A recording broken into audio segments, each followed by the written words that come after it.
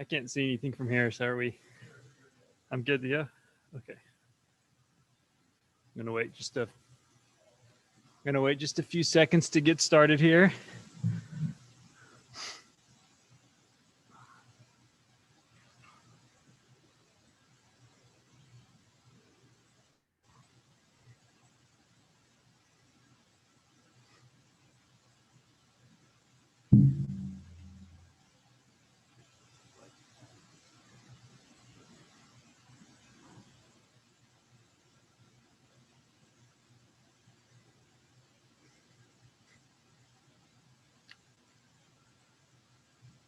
Good to go.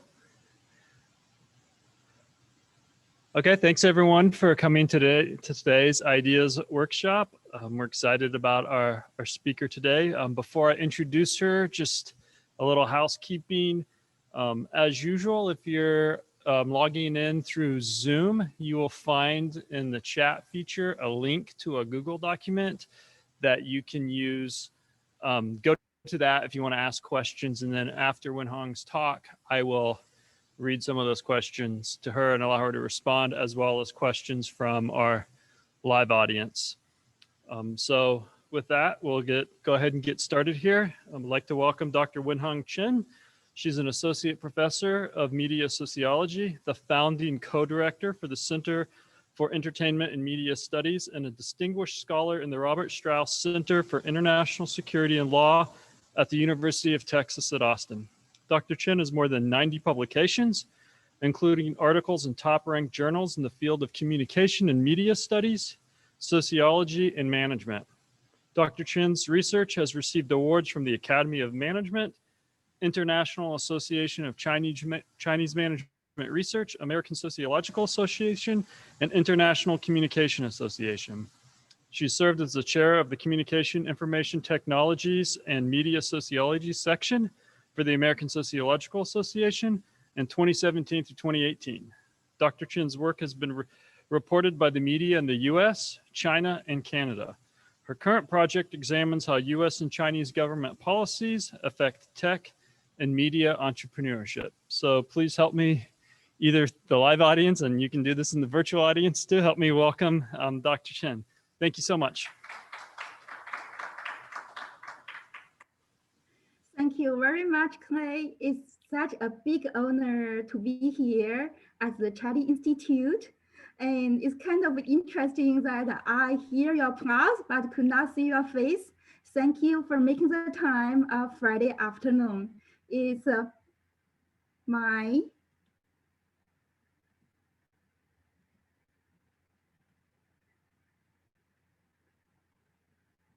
okay. It's my great joy to talk about Zoom or Doom.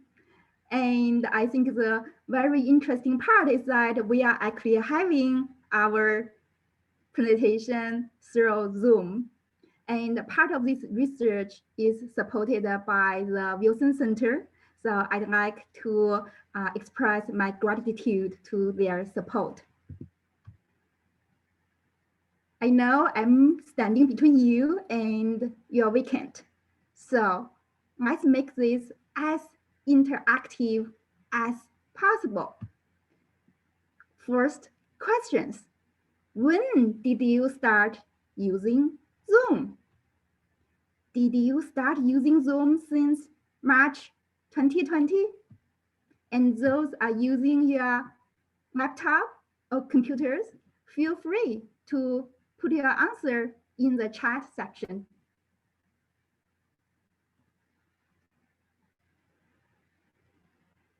So, did you start using Zoom since March 2020? Yes? Yes?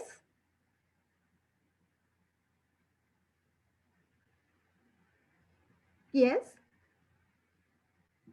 Well, I want to be honest, I started using Zoom since the pandemic. And if that's true for you too, you are not alone. You can see here, this is a trend about Google search on how to use Zoom, and it's peaked around March 22nd. Wow, we have one person, Billy Lens, reporting that started using Zoom in 2016. Definitely one of the early adopters. And as we all know, since March 2020, Zoom has experienced certain popularity, explosive growth, and some analysts would point out ridiculous valuation on the stock market. And how popular? Basically, from the end of 2019, the daily user of Zoom increased from 10 million to 200 million in March 2020. And if we look at the stock market, Zoom stock price increased from about $68 in the beginning of the year to about $500 today. And if you want to learn more stats about the rapid growth of Zoom users and the market share, you can check at the link here.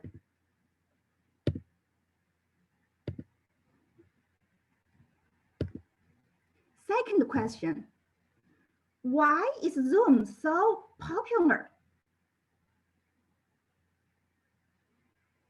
Why is Zoom so popular?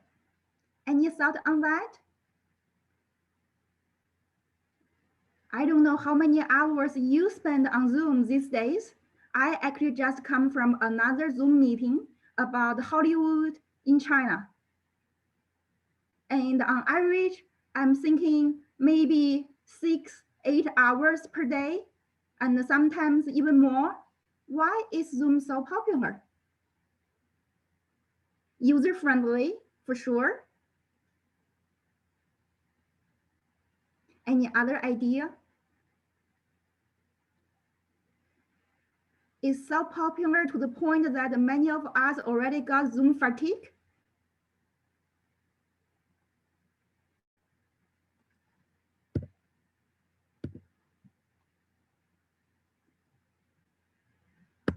Here are some answers. First, it's free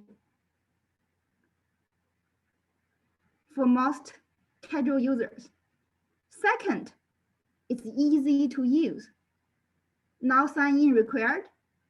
It's a send-along app. The only sole purpose is to do video conferencing. It's scalable, can be used by a large number of people at the same time, and it has a very high third-party application compatibility. At least in the beginning of the year, its functionality was clearly much better than competitors. There are breakout rooms, there are virtual backgrounds for people to play with. So not surprisingly, Zoom was quickly adopted in more than 80 countries in the world. But have you been Zoom bombed? Has anyone you know personally got Zoom bombed? Have you heard about Zoom bombing at all?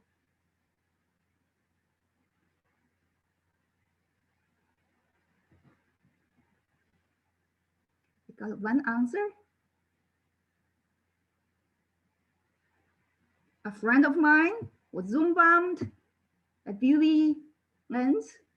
Never heard of Zoom bombing. Lucky you, Clay. Any other response? Zoom bombing?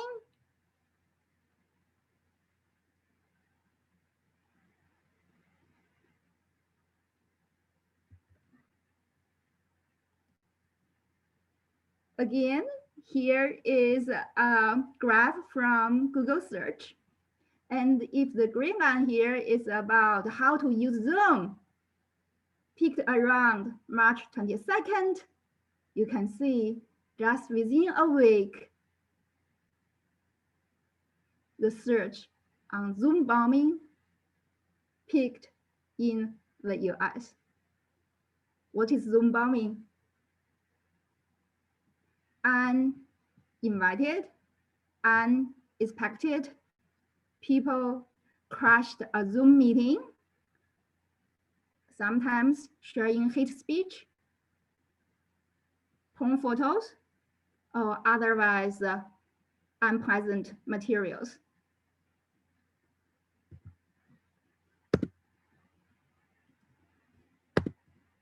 Okay, so besides a search of Google search of Zoom bombings, in the midst of Zoom's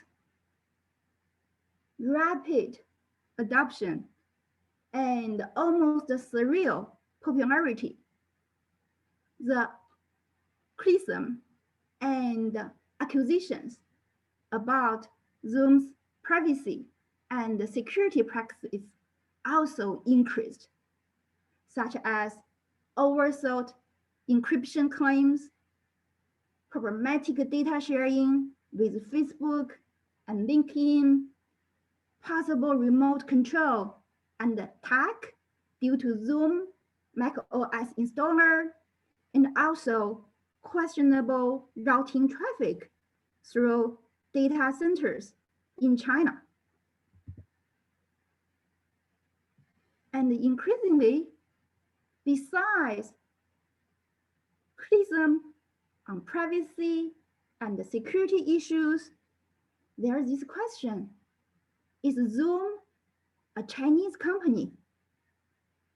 So question to the audience: is Zoom a Chinese company?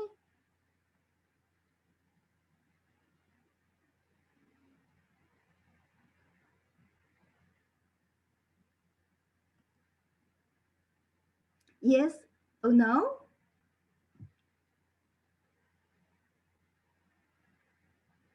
No? No? No?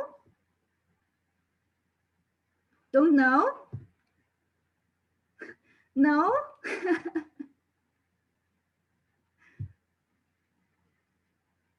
So I see Kay Hopkins with no, and then asterisk mark there. Yeah, is Zoom a Chinese company? And if yes, what's the implications? If not, what's the implications?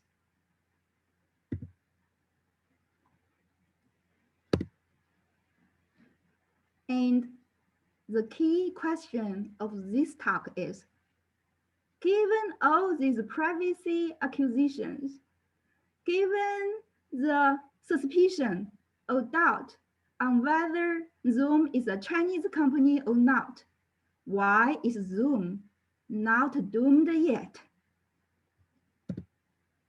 So over the summer, actually starting from the spring, we've been collecting data on Zoom, primarily digital trace data using Twitter account, Zoom Score US, at Eric Yuan. Eric Yuan is the founder of Zoom, and we have accumulated more than 100,000 tweets by now.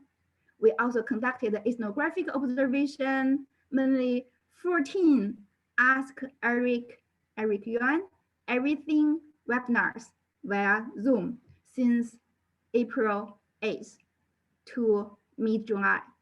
This Ask Eric Everything webinar is an effort from Zoom to invite users to join them for a candid conversation with Eric personally as we answer your questions live. And of course, we also join on corporate and government document as well as media coverage, including Zoom's corporate quarterly and annual reports since 2019, 13 Zoom SEC filings, including Form 8, Form 10, and amendments. And we also examine Zoom's press release, public conference calls, as well as corporate blog, LinkedIn page, and the Facebook page. And we also look at Eric Yuan and Zoom executives' media interviews. And today, I'm going to start with the research questions and then thinking about what would be the theoretical framework for us to understand what's going on, why Zoom actually not doomed, but very much booming right now. And I will share with some of the very preliminary findings, and then we'll talk about some insight we gain from looking at Zoom as a case. So why is Zoom not doomed yet? And here we use a theoretical framework integrating international relations theories, great power competition, digital media theories, in particular theories on privacy, production, and management, as well as theories on transnationalism, in particular transnational entrepreneurship. And before we talk about the Zoom case, I want to bring in the larger picture. Spring 2020, of course, was a very difficult time of global pandemic. However, for many of the tech companies, especially the tech giants, it's actually a springtime for them. So we need to think about the before and during COVID-19 pandemic, how the pre-existing underlying social political conditions, as well as how tech companies' response actually affect their survival and thrival before, during, and after the pandemic. So I want to start it with China. Many of you probably have already heard the term Chinese dream proposed by President Xi Jinping from 2012. Increasingly, the Chinese government sees the value of data, namely big data. According to President Xi, those who control data control power. And the Chinese government see it has this policy advantage, institutional advantage to develop big data, AI, technology strategy as a top-down national strategy. And the emphasis has been on using technology, big data for economic development as a national competitive advantage, data and algorithms as strategic resources. And in particular, the Chinese government has underlined the timing as global societies enter a new stage, often called as the fourth industrial revolution. And this top-down national strategy, of course, is not only for economic development.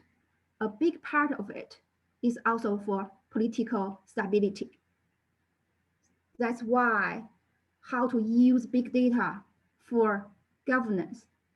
And many of you probably have already heard about this term, social credit system, has been moving large in China's development of a digital economy. And a core term here is this so-called CyberSovereignty, which means the nation state has the power and control of data related to its citizens, as well as data that flow in and out of its national borders. However, if we look closer, look at the development of tech industries in China, the picture gets a lot more complicated. So as Clay mentioned, I'm working on a book comparing US-China AI policies and practices.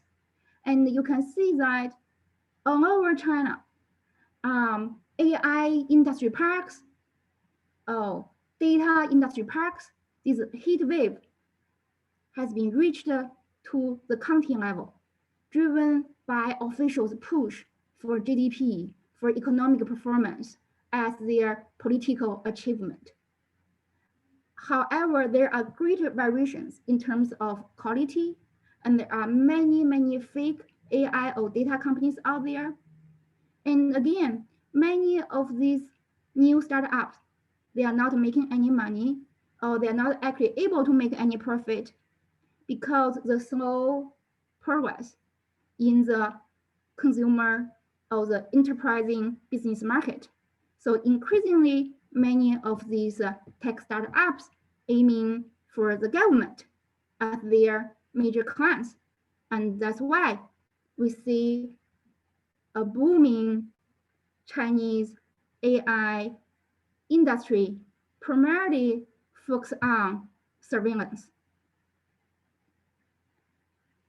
Another important point is if we look at the infrastructural competition and the composition in the Chinese tech landscape, there are very high levels of cutthroat competition, but increasingly dominated by established tech giants like Baidu, Alibaba, or Tencent.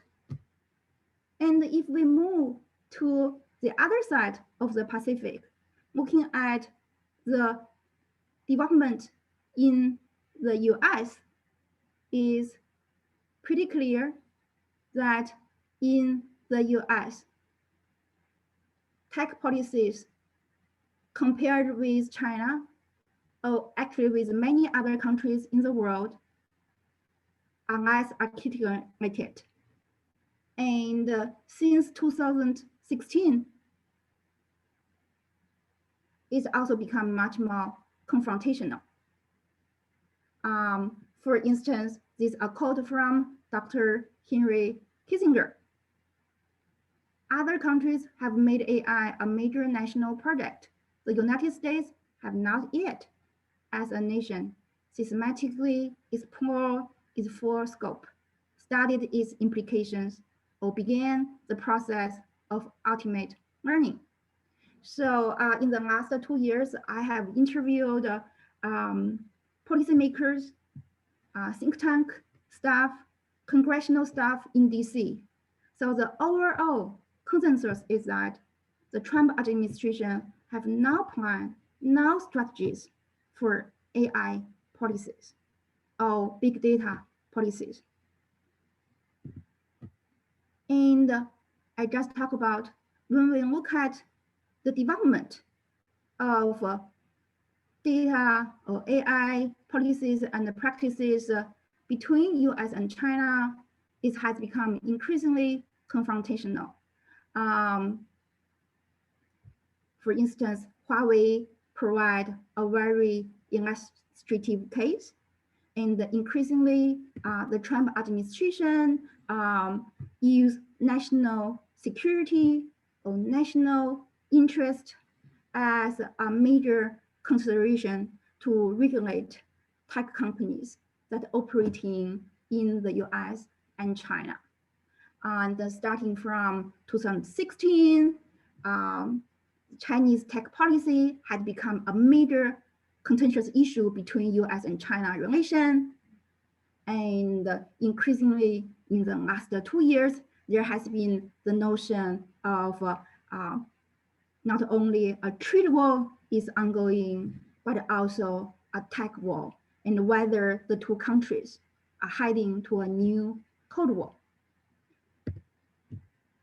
And most recently, Secretary Pompeo proposed this clean network in the effort of excluding Huawei or other Chinese companies from the 5G development, not only in the US, but in other countries. So this is the larger picture we are talking about. And second, privacy management. And if we look at privacy production and management, a lot of the discussions have been centering at the individual level. So it's often about individuals' privacy awareness, individuals' privacy concerns, individuals' motivation to share information, individuals' privacy protection behaviors. And I'm not going to go into details about the theories behind it, but by and large, you can see in communication, in the media studies, in sociology, and also in management studies, a lot of the discussion centered at how individuals has or has not developed privacy awareness and the skills to protect their privacy. And there's this notion of privacy paradox, privacy trade-off, and what we are missing in this picture is when we talk about privacy, it's not only an individual level decision making. It's not an individual level behavior. So this has been the rhetorics used by the industry, by the tech companies, why privacy is not an issue. And if privacy is an issue, it's not their fault. So increasingly, scholars and activists point out it's not about the individual. There are deep, profound, influential institutional factors at work on why we are having the kind of privacy practices we have today. National security concerns, law enforcement concerns, and how to protect innovation and the development of digital economy. And increasingly, we know that, for instance, here's a quote from Tim Cook back in 2015. It's not just the individual users, it's the tech companies, right? Some of the most prominent and successful companies in Silicon Valley have built their business by luring their customers into complacency about their personal information. Of course, it's very easy for Tim Cook to point that out because Apple's major business is not social networking. So we need what I call a networked producer's perspective to understand privacy practice, integrating the motivations and decision-making and behaviors, not only the individual users or customers, but the regulators, the platforms, the tech giants, as well as startups. And a third dimension in this theoretical framework I would like to highlight is transnationalism. And I actually started investigating transnational entrepreneurship in graduate school. My dissertation was about Chinese immigrants using the internet to develop transnational entrepreneurship between US, China, and Canada. And which brings us to this Zoom case. How Zoom respond to accusations, criticisms on their privacy practices, as well as its identity, whether it's a US or a Chinese company. So we can actually use some insight from social movement literature. Think about the opportunity structure I just talked about, tech operations between US and China, and privacy protections and management, not only from an individual perspective, but from a more networked perspective, integrating regulators, industry, advocates, as well as ordinary users, and how to frame, how to set agenda as an actor to develop or change narratives to one's advantage. Okay, so talking about the privacy, production, and management, we can see over the years, Silicon Valley or the tech industries, in particular the tech giants, from Google to Facebook to Snapchat, their basic strategy can be summarized as deceive, delay, deny, and deflect. And if all these above mentioned strategy do not work, they will apologize. And you probably remember captains of the tech industry, like Mark Zuckerberg, has been routinely apologizing to the extent critics use the term apology tour. And if we look at how Zoom has responded to criticisms of their privacy practices, you can see it's actually very rapid. A lot of the critiques emerged in the second half of March from people within the tech industry, but also from politicians, from government.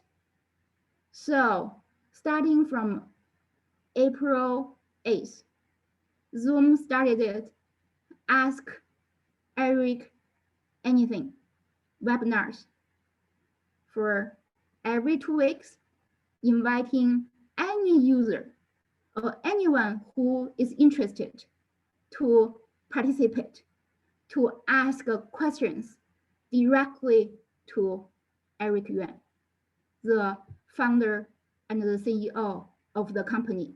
Of course, he always had quite a few of his colleagues there to answer specific questions. And Zoom also started this 90-day privacy plan, committed during these 3 months.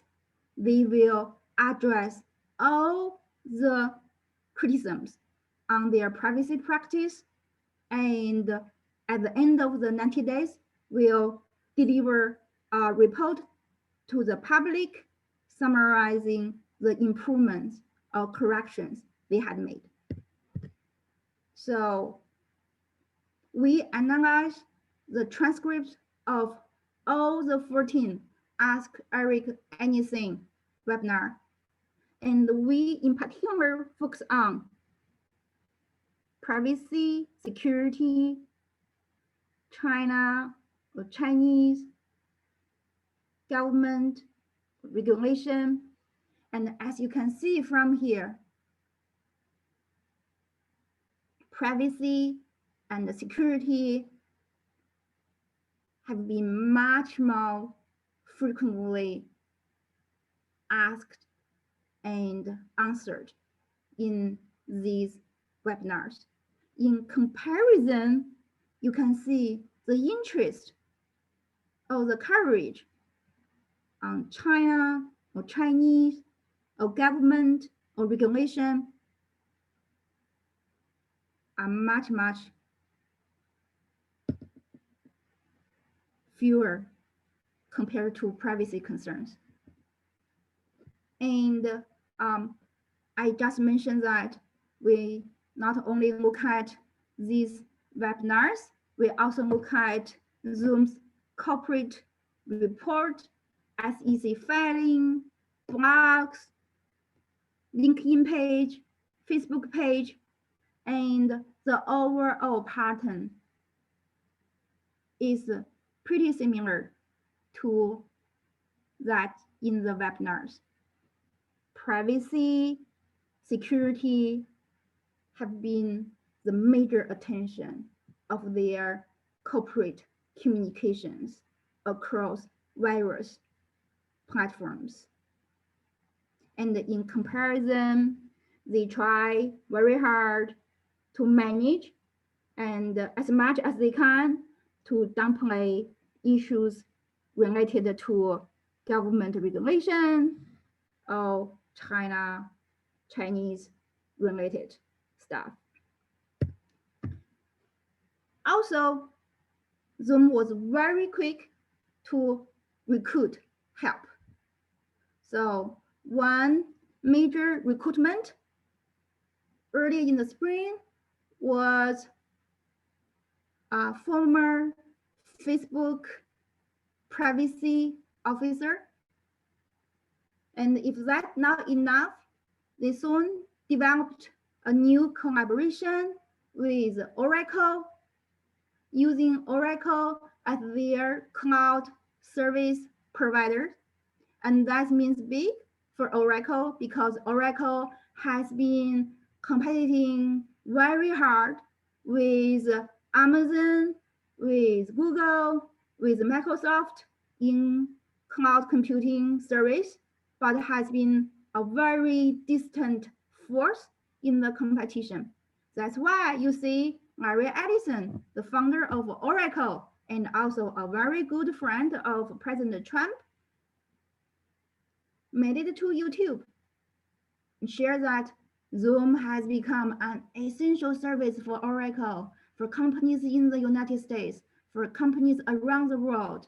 It has allowed the economy to continue to function, And Zoom also mobilized its providers and clients to share their support.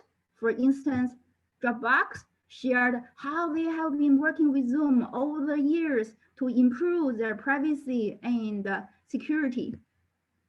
So by the end of the 90 days, it's pretty clear Zoom has responded to all the major privacy questions asked by both industry insiders as well as the general public. But it still has this question. Is Zoom a Chinese company?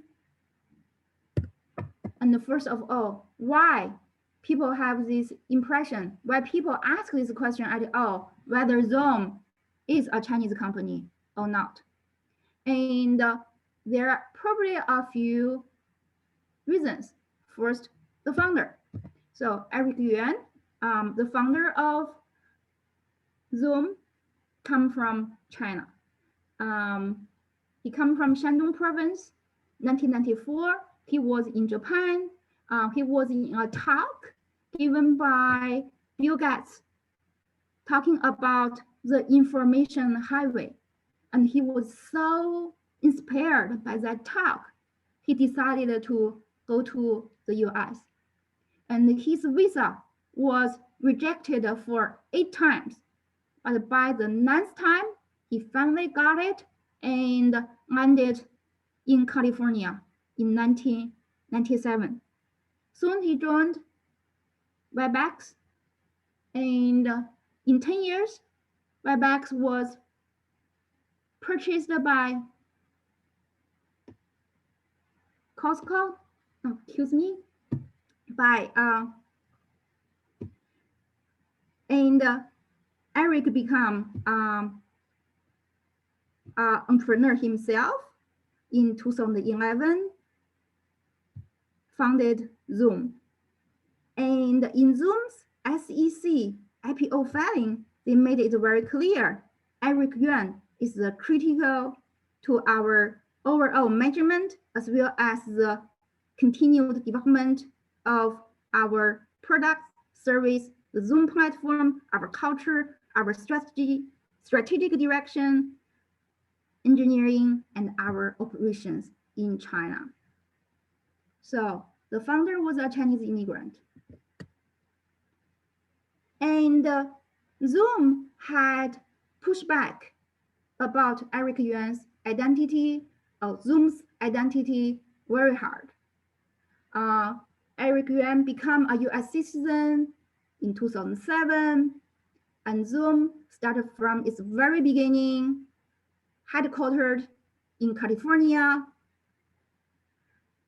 They had to repeat this message again and again and again for multiple times because there are always some questions about their identity, but I think slowly the family settled in.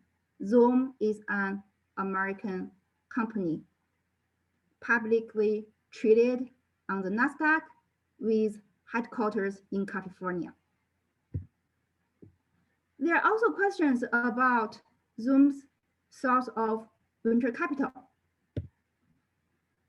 As an immigrant entrepreneur, in the beginning, Eric Yuan had some issues to raise funds from mainstream venture capital companies.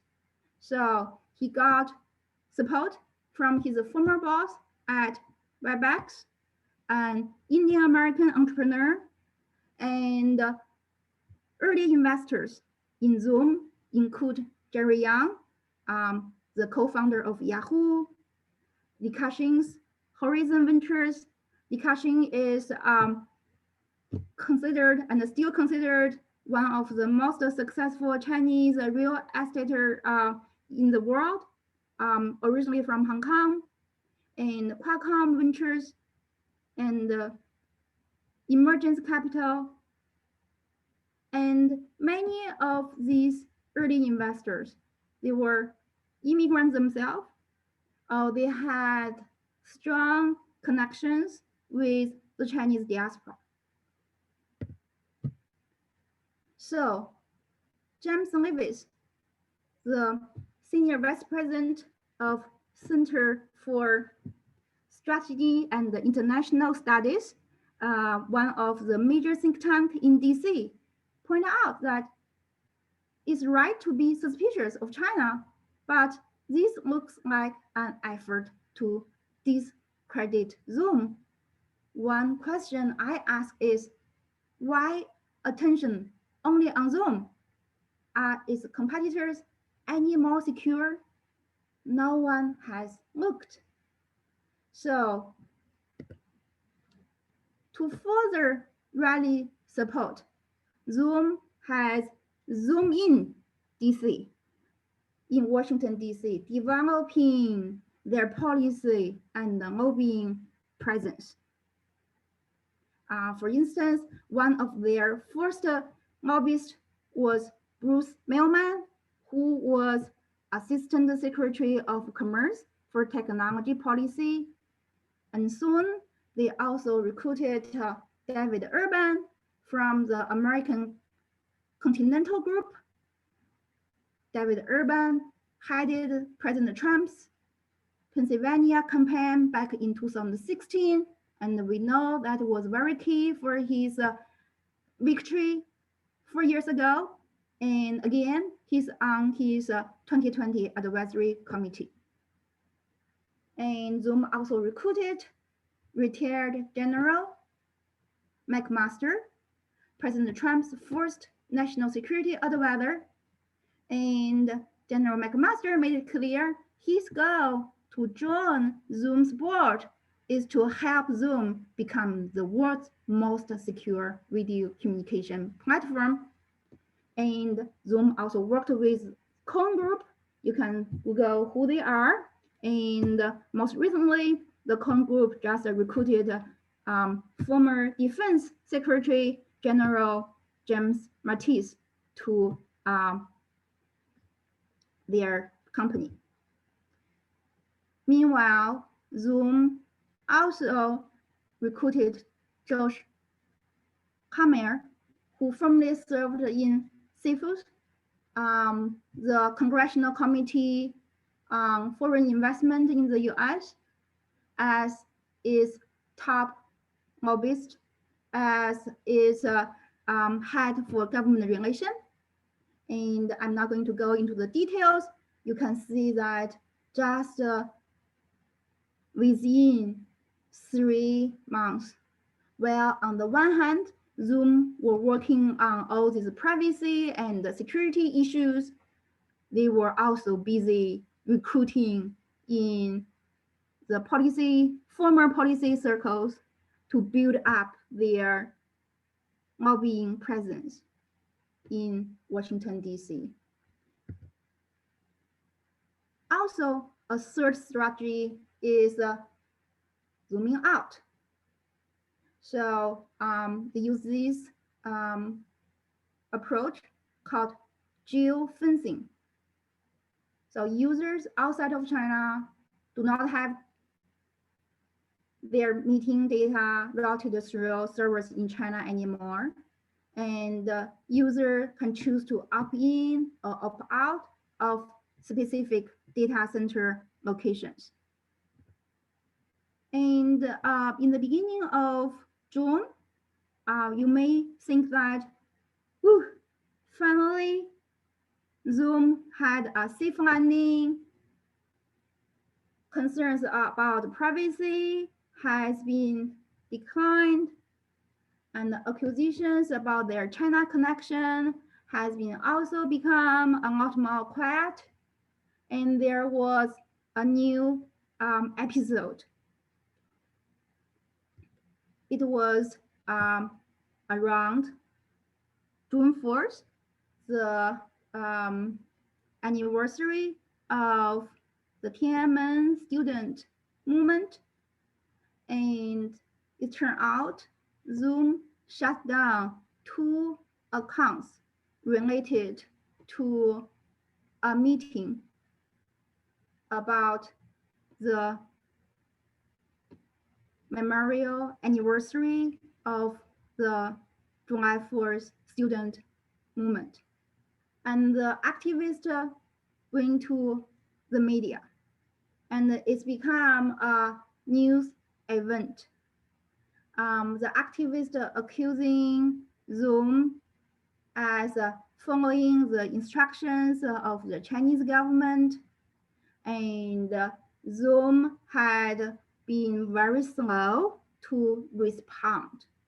It took them a few days and a lot of pressure from the media, and eventually they come out and explained how they were improving their policies as they continue to enable global collaboration. And if you look at the specifics, so basically they promise going forward, they will not allow requests from the Chinese government to impact anyone outside of mainland China. And Zoom is developing technology over the next several days that will enable us to remove or block at the participant level based on geography. So that's what they call as the geofencing. Also, Zoom has been trimming its ties with China starting from May 1st. Individual users from China, free users, can only join meetings. They cannot host meetings anymore. And then starting from late August, Zoom stopped its direct sales in China. The only business model they have in China right now is a so-called partnership, working with partners in mainland China to deliver their services. Here, the 5 partners they have. So basically, they collaborate, they provide their technology, and then these partners will deliver the service to Chinese users in the mainland. So will Zoom keep blooming? Well, the answer is wide open, because if you look at the video conferencing market, the competition is very tough. In the US, there are Cisco's Webex, Microsoft Teams, Skype, Facebook's Messenger, as well as BlueJeans, just purchased by Verizon. And in China, there are Tencent Meeting. Huawei has its video conference service. TikTok's parent company, ByteDance, has Lark, and Alibaba has DingTalk. So the competition has been very tough, and also the competitors are catching up very fast. And if you look at this congressional hearing a couple of months ago, you can see that all the tech giants were there, from Bezos to Zuckerberg to Pichai to Cook, and which service they were using for the hearing: Cisco's Webex. And 2 days ago, Congress just released this report, investigation of competition in digital markets. And you can see that companies like Google has been working very hard to manipulate users into using their video conference services. And Zoom, as a standalone service, to what extent it can maintain its growth, to what extent it can hold on the competition, is still an open question. So what in store for the next step, even after the pandemic? Clearly, there's still a massive effect ongoing, and whether Zoom will remain the black horse, we don't know yet. The only thing we are sure is that competition will just get tougher. And another thing we are sure is that this military security industry complex will only get more important amidst great power discord. Issues such as data and algorithm would become even more contentious between US and China, as illustrated by President Trump's ban on TikTok and WeChat. So I'm going to conclude. It's very important to take into consideration the pre-existing underlying conditions. And it's also very important to think about how a company responds during a global public health crisis, as well as how to rapidly react to privacy, as well as identity acquisitions and criticisms. Moving forward, there's still a lot of uncertainty, but I think as scholars, we need to use integrated theoretical framework, taking into account both the larger social political forces at the macro level and companies' strategy at the meso level, as well as individual users' decision making. Thank you very much. I'm going to stop here and open to questions.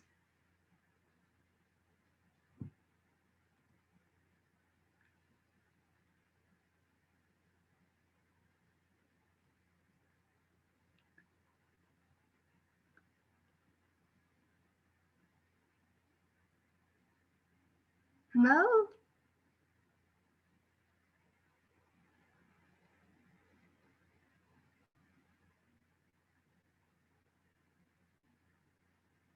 Cannot hear you. You're muted.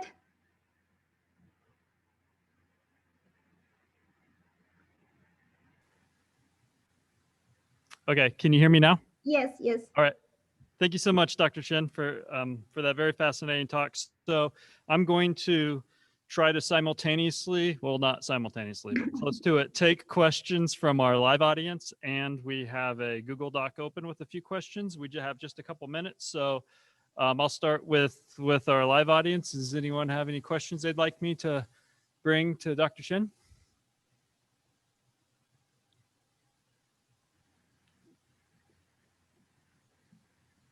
Okay, I have a few questions here. Why do you think users prefer a platform like Zoom, whose sole purpose is video conferencing, as opposed to other platforms who offer that as part of the in other services such as Google, Facebook, Microsoft, etc.? Shall I answer it now? We will connect. Yeah. Go ahead. Okay. Yeah. Well, I think not only me, but a great number of industry analysts agree that stand-alone apps can have some advantages. For instance, normally we are not going to use Zoom for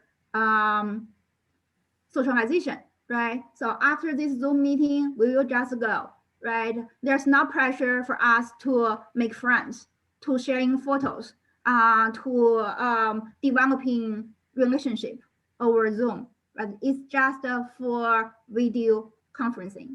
And that make it much more easier. And of course, over the spring and over the summer, we all see a lot of creative use of Zoom, right? People use it as for wedding. People use it for all kinds of religious service. People use it for concert, right? But again, this stand-alone feature make it much simpler. There's no pressure for anyone to stay around, to follow, unfollow, right? No such thing. So that's an advantage. But also, it can be a double-edged sword because there are also analysts pointing out because it's stand-alone, it's like this so-called stickiness, right? We go to Zoom to have a meeting, to have a webinar. We're not going to stay there for consuming media, reading news, right? Do other stuff we often do on Facebook, Snapchat, TikTok, or other social networking platforms. So that's put a question mark on Zoom's future. Yeah. Okay, so I think I have time we have a number of great questions, and if you're willing, I can certainly, have people email you or communicate with you that way. So I'll ask one more today. How do you think we can help, or do you have any ideas of how we could help underserved rural areas that don't have broadband and therefore have less access to platforms such as Zoom, especially in times like now where a lot of people are finding them useful for dealing with the pandemic? I really appreciate this question. And because I'm thinking I'm talking to a B-school audience, so I didn't really go into the digital inclusion dimension of this very important case. Well, many of us now telework, like remote learning, let's not forget about the digital device. And in rural America, as well as in many inner city urban neighborhoods. And one feature Zoom, I would say, has been doing much better than its competitors is actually reduce data requirement. It can reduce data requirement for video conferencing up to 40%. So you may not see, a very clear image, but you can still hear the voice so that the video conference can go forward. But again, this not an issue about how individual service providers offering better, multi data friendly type of video conferencing is about digital infrastructure in America. And that's a hugely important issue and only magnified by this global pandemic. And I want to point out, this not a community issue, this not a corporate issue, this a national strategic issue. And definitely more investment from all levels of government, but in particular from the federal government, are required to solve this issue. Otherwise, there will always like communities not having the kind of bandwidth you and me may have and can enjoy. Thank you for this question. Yeah, thank you so much. So we're running over time, so we're going to thank you and let you go. And you won't be able to hear us clapping, but let's go through the ritual anyway. Thank you so much for taking the time. I want to make sure this is not a recording. Yeah, that's right. Real people. Well, thank you so much, Dr. Chen. We really appreciate it. Thank you so much. I enjoy talking with you, and please send me any questions you may have. I'm very happy to keep the conversation going. Okay, much appreciated. Thanks. Yeah. Have a great weekend, everyone.